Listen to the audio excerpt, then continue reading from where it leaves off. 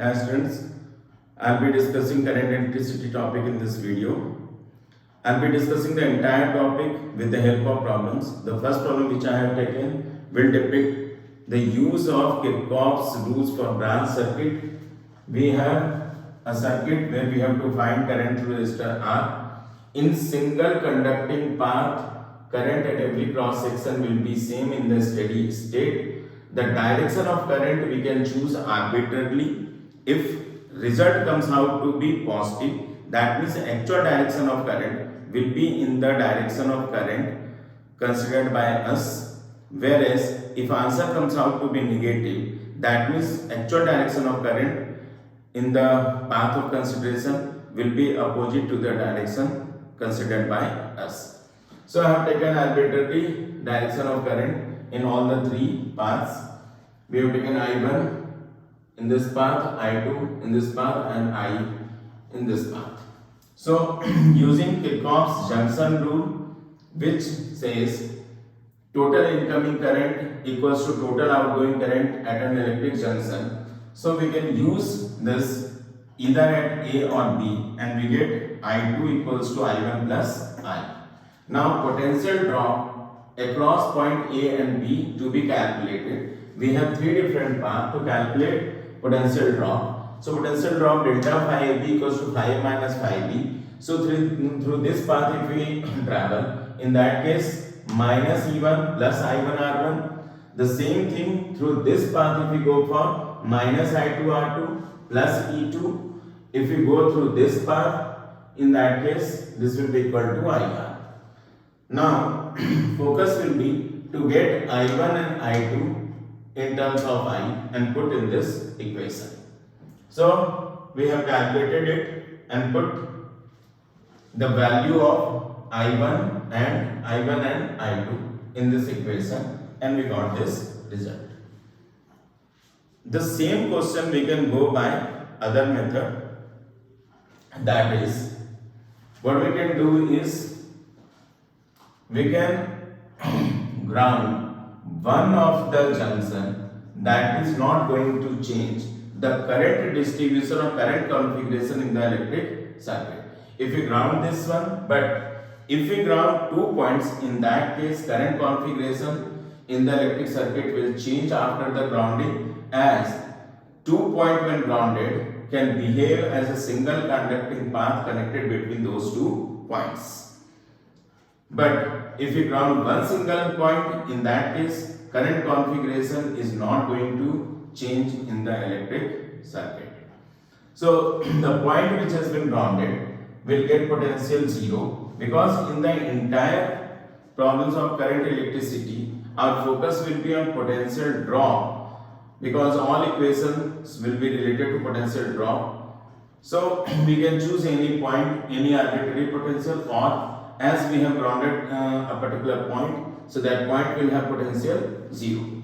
So let us take potential of this point will be 0, and all single conducting path which is highly conducting will have same potential. So here it will be 0 potential. Now if we go here, in that case the potential will be 0 at this point, as potential drop from higher minus lower potential terminal will be equal to E2. So this point will have potential E2. Now thereafter, here if we go for 0, it is also 0. Here it is also 0. Next, we consider potential at point A or junction A is phi. So if it is phi, then here it will be phi. Here it will be E1 plus phi. Again, higher potential terminal minus lower potential terminal should come out to be E1. And if it is phi here, this will be phi here. Now here it is E2, so here it will be E2. Here it will be phi. Like this, we can distribute potential at every point. Now using Kirchhoff's junction rule, we can solve this problem. So same way, using KJR, that is Kirchhoff's junction rule, at either junction A or junction B, I2 equals to I1 plus I. So we'll start with first we'll find a resistor across which current I2 flows. Then we'll find resistor across which current I1 flows, and then we find resistor across which current I flows. And then we can write current equals to potential drop across the resistor divided by resistor. Now current I1 flows through resistance R1. So what we can write is where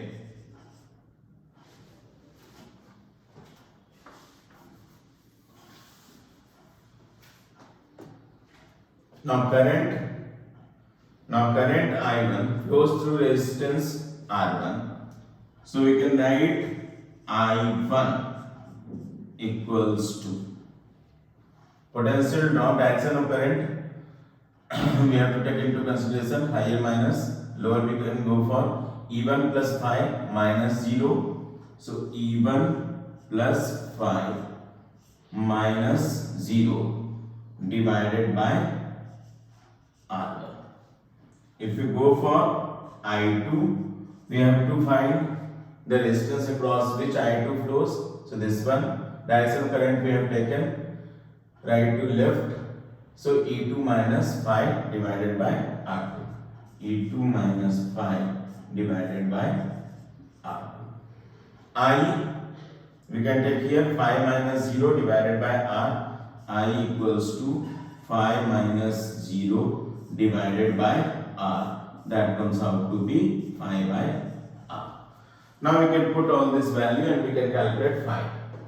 See here what we get is 5 by R equals to I2 is E2 minus 5 divided by R2. Then here we have minus E1 plus 5 divided by R1. Taking all 5 one side, what we get is 5 1 by R plus 1 by R1 plus 1 by R2 equal to E2 by R2 minus E1 by R1. Now we can write 5 here, and this will be R1 R2 plus R1 plus R2 divided by R1 R2 equals to E2 R1 minus E1 R2 divided by R1 R2. R1 R2 can be cancelled out. So what we get is 5 equals to E2 R1 minus E1 R2 divided by R1 R2 plus R1 plus R2 into this R. Now once we find 5, in that case we can calculate I1, I2, I3 or putting value of 5 in equations of I1, I2 and I equals to 5 by R. So we get E2 R1 minus E1 R2 upon R1 R2 plus R1 plus R2. So these are the two approaches we can use while solving branched electric circuit problems using the Kirchhoff's rule for branched electric circuit. In this problem, we need to find current through CD path when a constant potential difference of 25 volt is established across A and B. Now what we can do is we can take round this one. So this will be 0 potential, this will be 0. So here it is 25 minus 0, so let us take this as 25 volt. So this will be 25 volt. Now here 25 volt, either here 25 volt. Here it is 0, here it is 0. Now this is single conducting path. We can assume this highly conducting path, so resistance can be neglected. In that case, potential at point C and potential at point D will be same. So let us take potential at point C as 5. Here it is 5. Now we will go for distribution of current. So any arbitrary path we can choose for the current. In single conducting path, current at every point will be same. So let us take one conducting path, this one. So from here to here, let us take I1 here, I1 here, I1.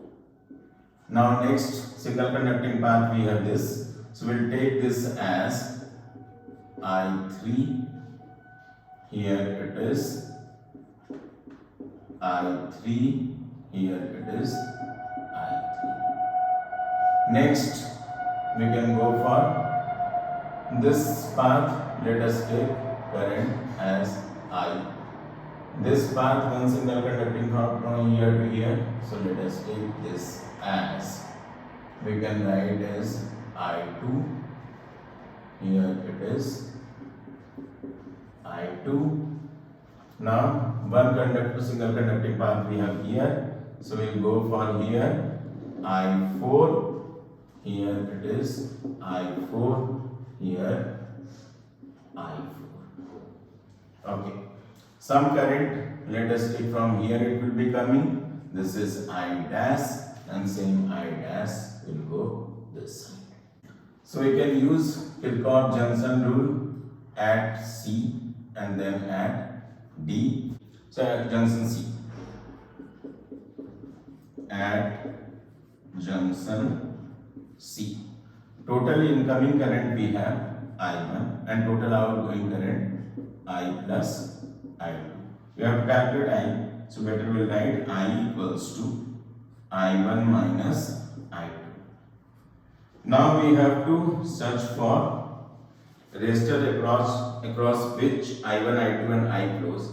As I flows across negligibly small resistance path, so we cannot calculate in terms using Ohm's law here. So we'll do one thing. I1 we can first find. So I1 will be 25 minus 5 divided by 1. So what we can write is I equals to, now I1. I1 is 25 minus 5 divided by 1 minus. If we go for I2, I2 will be across this. So what we can write is 5 minus 0. 5 minus 0 divided by 2. So from here what we get is I equals to, if we take LCM, in that case 1 by 2, we get 50 minus 3, 5. We can take this equation number 1. Now we have two variables, so we need another equation. So we'll go for junction D. At junction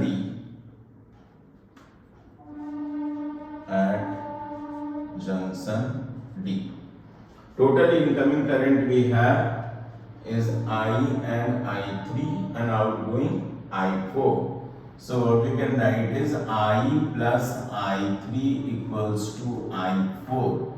So I equals to I4 minus I3.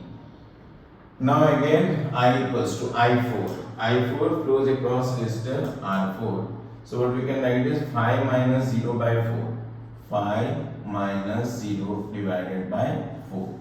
Minus of I3. I3 across this one, so 25 minus 5 divided by 3. So 25 minus 5 divided by 3. So here what we get is I equals to, we will be getting, if we take LCM, then 12. 3 5 plus 4 5, so this will come out to be 7 5 and then minus 100 we have. This is the equation number 2. Using equation 1 and 2, using equations 1 and 2, what we write is I equals to 1 by 2 50 minus 3 5 equals to 1 by 12 7 5 minus 100. Now we will be getting 6 into 50 minus 3 5 equals to 7 5 minus 100. So we get 25 5 equals to 400, and this gives us 5 equals to 60 volt. So we will be getting 16 volt here. 5. We have to calculate I. So using either 1 or 2, we can write I equals to 1 by 2 50 minus of 3 5 equals to 1 by 12 7 5 minus 100. If we put this value 5 here 16, so what we get is 50 minus 48 2 by 2, that is 1 ampere. In this problem we have to find potential drop across the capacitor of capacitance C. So we know in the steady state, in the path of capacitor, current will be equal to 0. So using steady state condition, we need to find potential drop across the capacitor of capacitance C. So what we can do is, let us go for this point, we'll ground it. So we'll take 0 potential here. So if this is 0, we can put this as 0. This will be 4 volt. So here we'll write 4 volt. Here we'll write 4 volt. Here we write 4 volt. Here we'll write 0. Here we'll write 0. Now let us take 5 here. So if it is 5, in that case here it is 5, then here it will come out to be 5 minus 1, because higher minus lower potential terminal should give us to 1 volt. So this is 5 minus 1, so this point will be 5 minus 1. Now current configuration, if you want to go for, in that case, what we can do is single conducting path from here to here. So let us take this as I, here, I, here, I, here, I. Now we have one single conducting path here. As no current in this arm, 0. So what will happen? We can assume that we have single conducting path from here to here. So no current will go this side. So let us take in this I3. So this will be I3. Same I3 will go this side, and here we have I3. We'll take in this path, single conducting path, current I2, here I2. And in this path, let's take I1, and here we have I1, and this I1 will be same as I. So let us go for this as I1 only. We'll put I1, I1, I1, because this complete single conducting path here from here to here, there will be no current in this path. I dash equal to 0. Now we can use Johnson rule here. So we'll go for this junction. Let us take this one. So using junction rule at junction, let us say this as B and this is as A. So using Kirchhoff's junction rule at B, using KJR at junction B plus I3 equals to I1. Now we have to find I2. So this is the path. So 0 minus 5 minus 1 divided by 20 will give us I2. So 0 minus 5 minus 1 divided by 20 plus. Now I3 we have to find. I3 across resistor R3. So 0 minus 5 divided by 30. 0 minus 5 divided by 30 equal to. Now we go for I1. I1 across this resistor. So we can write 5 minus 1 minus 4. So 5 minus 1 minus 4 divided by resistance 10. So we'll write this as minus 5 plus 1 by 20 minus 5 by 30 equal to. We'll get 5 minus 5 divided by 10. Multiplying this entire thing by 60, what we get is 3 minus 5 plus 1 minus, we have 2, 5 equals 2. This is 6, 5 minus 5. So minus 3, 2 here. So we'll be getting 11, 5 equal to. This will be 33. So 5 we get equals to 3 volt. Now we have to find potential drop across capacitor.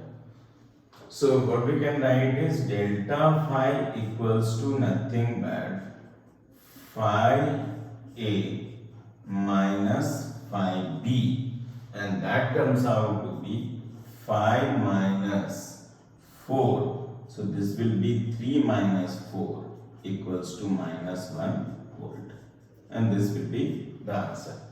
So potential drop across capacitor C. In this problem we have to find maximum thermal power generation in resistor R. So what we can do is we have two cells here. So we'll find effective EMF. Effective EMF can be written as summation of EI by RI, I equals to 1 to 2 here, divided by summation of I equals to 1 to 2, 1 by RI. So in place of these two cells, we'll put one single cell across resistor R. So for that, what we can calculate here is, if we take looking from terminal A to terminal B, so we get E1 by R1 plus E2 by R2.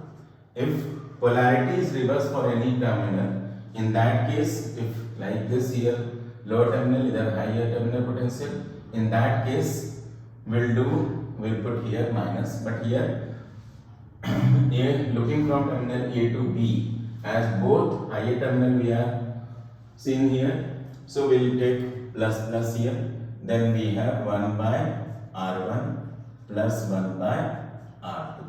So what we get is EF equals to E1 R2 plus E2 R1 divided by R1 plus R2.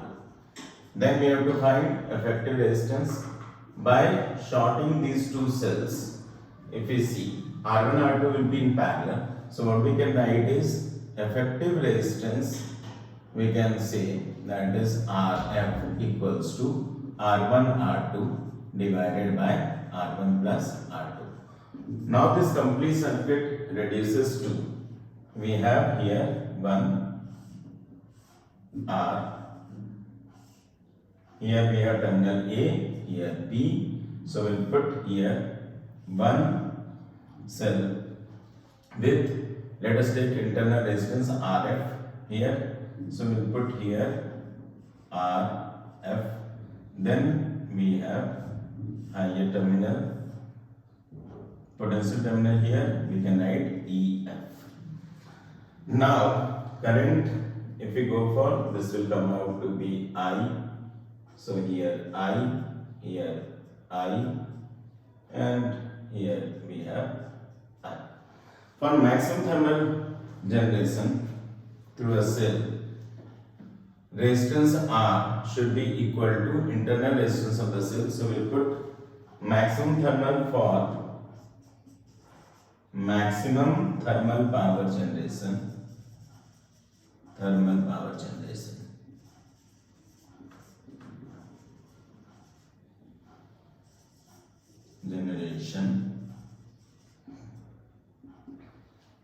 We get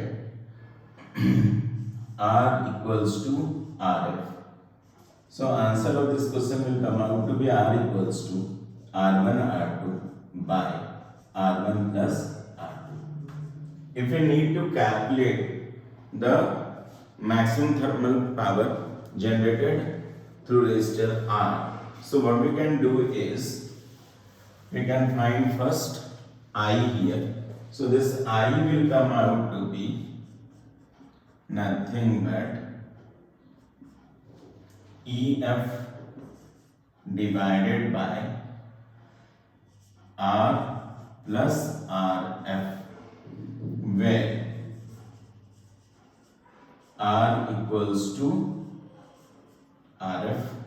So we can write I equals to nothing but, this will be EF by 2RF. Now thermal power generation across R will come out to be nothing but P equals to I square R. So what we get is here EF by 2RF whole square into this R equal to RF. So we put here RF. So P comes out to be nothing but EF square divided by 4RF. So we get this the maximum thermal power generated across resistor R. If we have to calculate what is the maximum thermal power generated across RF here, in this case we'll get EF square by 4RF again, and what is the power delivered by the cell, that is equals to EF into I. So that comes out to be EF square divided by 2RF. In this problem, we have to find resistance Rx so that thermal power generated in a practically independent small variation of that resistance. The meaning of thermal power generated in a practically independent small variation of the resistance means when we make a small change in Rx, thermal power generation should remain same. That means dP by dRx should be equal to 0. So this becomes basis of solving the question. So what we can do is we have conducting path, one single conducting path, this one, another this one, third is this one. So we can put arbitrary current I1, I2, I here. We need to calculate thermal power generation across R first. So we need to focus on I. First what we can do is we can go for Kirchhoff's junction rule either at A or B. Total incoming current I1 equals to total outgoing current I and I2. So I1 equals to I plus I2. So we get I equals to I1 minus I2. Now we have taken two junctions A and B. So delta phi, phi A minus phi B, if we go for through this path, what we can write is I into Rx. Through this path we can write I2 into 30, and through this path minus I1 120 plus E. So when we put here, using this, we can calculate I2 and I1 in terms of I. So that comes out to I Rx by 30, 1 by 20 E minus I Rx. So putting these two value in the equation, I equals to I1 minus I2, what we get is I equals to 3 by 5, 12 plus Rx. Now, what we can do is, we can calculate P, thermal power.